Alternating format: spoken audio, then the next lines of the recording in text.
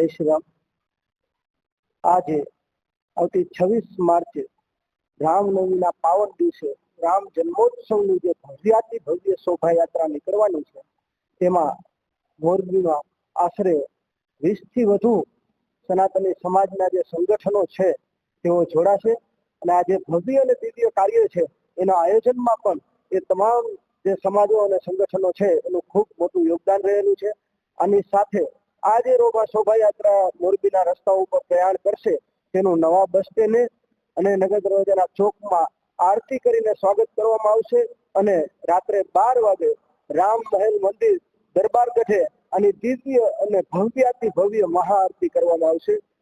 મોરબીને વસતા તમામ હિન્દુ સમાજને, સનાતની સમાજને અમે કરબદ્ધ નિવેદન કરીએ છીએ કે અહીં વસતા તમામ લોકો આ શોભાયાત્રામાં, આ દિવ્ય શોભાયાત્રામાં ખૂબ મોટી સંખ્યામાં જોડાય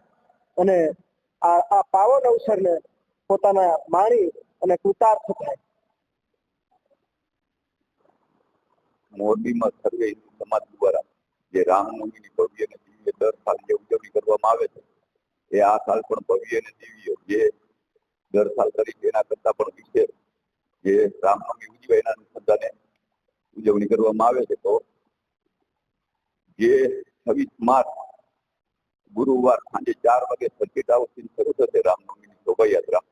અને એ શોભાયાત્રા મોરબીના રાજમાર્ગ ઉપર એટલે કે મહારાણા પ્રતાપ સર્કલ અહીંયાથી આપણે પુલ ઉપર થઈને વિસી ફાટકથી આપણે ત્રિકોણબાગ નવાટેલા રોડ થી જૂના બસ સ્ટેન્ડથી રામચોક નવા બસ સ્ટેન્ડથી બાપા સીતારામ ચોક, સીતા ચોક,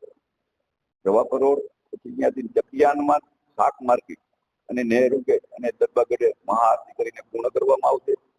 જેમાં અલગ અલગ સમાજ અને સંગઠન દ્વારા અને સ્કૂલો દ્વારા પણ પ્લોટ બનાવવામાં આવશે। જે વિશેષતાથી જે અલગ જે આમા કાંઠે પણ અમુક જે સંગઠન ને સમાજ છે એ પણ પ્લોટ બનાવીને આ શોભાયાત્રામાં સંપૂર્ણ રીતે જોડાશે અને સમગ્ર હિન્દુ સમાજ આ શોભાયાત્રામાં જોડાવી અને ભવ્ય અને દિવ્ય બનાવશે।